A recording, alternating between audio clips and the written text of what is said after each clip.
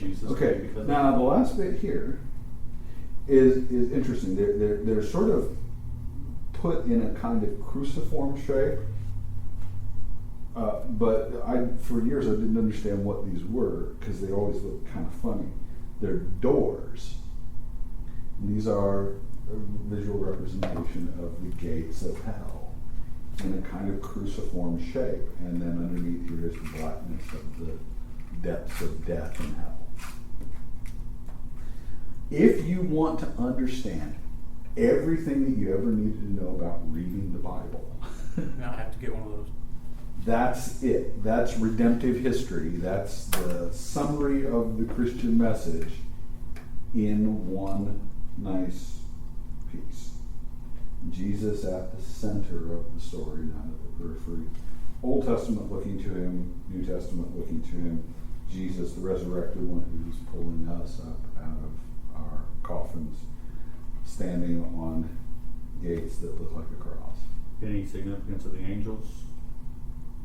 They're celebrating. I don't know if there was any. Nothing any more than that. And the landforms, the same thing?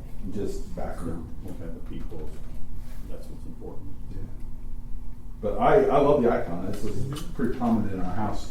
I break it out every once in a while because it's a great way to instruct people. But that's what makes theology Christian, is Jesus at the center of it. So, what do we do with that beyond that? Well, there is more to say. One is a traditional definition of theology that is generally associated with St. Anselm of Canterbury.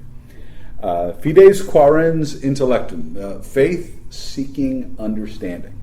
That was originally the subtitle of St. Anselm's work called the Proslogion. Anselm's got three great major works. One is the Monologion. The second one is Proslogion. The third one is Cur Deus Homo. Monologion is monologuing.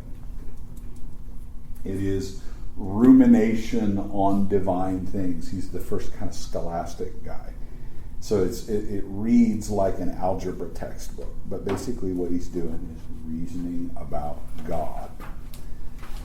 And it becomes a contemplative exercise if you read it the right way, because the second volume goes from being talking about God, monologue, to proslogion, talking to God. Proslogion is prayer. And then the third work is about why did God become human, Cur Deus Homo. But the Proslogion really captures the idea of what theology is, and that it is born of reflection on God, but born and is the fruit particularly of prayer. A prayerful faith seeking to understand itself is kind of what the idea is. So I only mentioned his definition because a lot of people think that Christian theology is something that can be done by just anybody. That if you use, you can go to Barnes & Noble like anybody and check out a Bible and read it and distill its contents, massage what it teaches to be true and distill it into a book of theology. You don't necessarily need to be a Christian. Someone who is not a certified mechanic can still go to a bookstore and get a Chilton's manual and figure out how to rebuild his carburetor. You don't have to be certified. Hey, I've done that. Yes, I have. Lots and lots. Yeah. But the idea is that to do Christian theology, to be doing this distinctive thing, it really does have to be a prayerful exercise. It has to be something more than just the application of means. So there's that. Another guy, he's not Catholic, he's actually Presbyterian, so you can pull out your crucifixes. But his name's John Frame, and he was a really important guy in my formation. He broadens the whole task of Christian theology, and I like the way he does it because he talks about theology not just as prayer, not just as reflection. Repeat that last name. Frame, Frame. Yeah. He says that theology is the ministry of God's word to God's world, the application of the Bible to all areas of life. Now, he's a Protestant guy, and a rather conservative Protestant guy, so he's very, very Bible-centered. What I would want to talk about would be something more broad, and I don't think that John would dispute with this, but to say something more Christocentric than to simply say Bible. What I want to say is what God has revealed, because God hasn't simply revealed himself in the pages of a Bible. God has also revealed himself in the world, and particularly revealed himself not in pages of wood pulp, but in the person of his Son. The Scriptures only make sense as they are a witness to Jesus and to the work of God in and through Jesus. Otherwise, you have bibliolatry. I had a well-meaning Presbyterian layman doing some preaching one time and was trying to really go Johnny Six Guns on talking about the importance of the Bible to him. And he said, the Word, God's Word, the Bible is God's Word. The Word is the Bible. God is the Bible. And everything he said up to that point, God is the Bible, was all right. But that one last moment, he was trying to apply something that felt like a deduction for him. And we all just went, oh, no. Well, that's what we're trying to avoid. So we say the application of all that God has revealed to the world, to life. And I like that because it stresses application. Not only is it important to know a little something about what God has said and revealed of himself, but it also is important to do something with it. That we are not only exegeting the word, the word exegesis means to draw out of, basically, to explain. But we're also Dr. Wall. Yeah. But we're also exegeting the world. Can I ask a question here? Sure. Because Yeah, go ahead. I got a little confused about that because did you say the Bible is what God has revealed to us? All that He has revealed to us? Not all that God has. I should be a little more clear. Protestants are very bibliocentric. The Bible is the center of everything, right?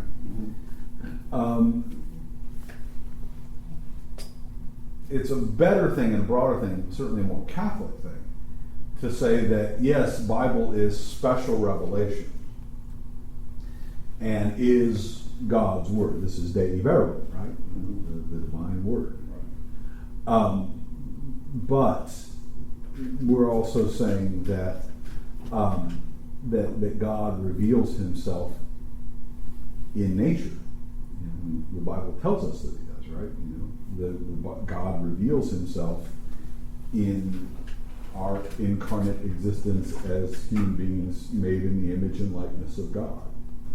So to know who we are as human beings is to know a little bit about God. God also reveals himself in the experience, especially the Spirit-filled experience of human beings.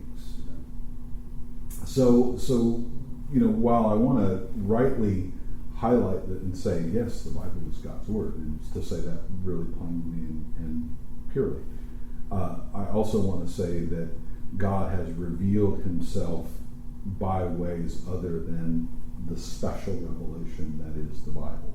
And before the Bible was ever to be, God existed. Exactly. And things that have happened since the Bible has been compiled. Yeah. So traditionally the way this breaks out is you say, how does God reveal?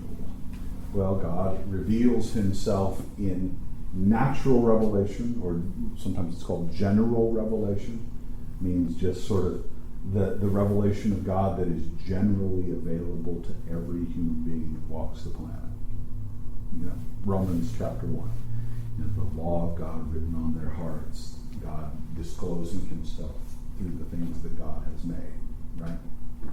Sort of the idea that you learn an artist by the artist's work, right?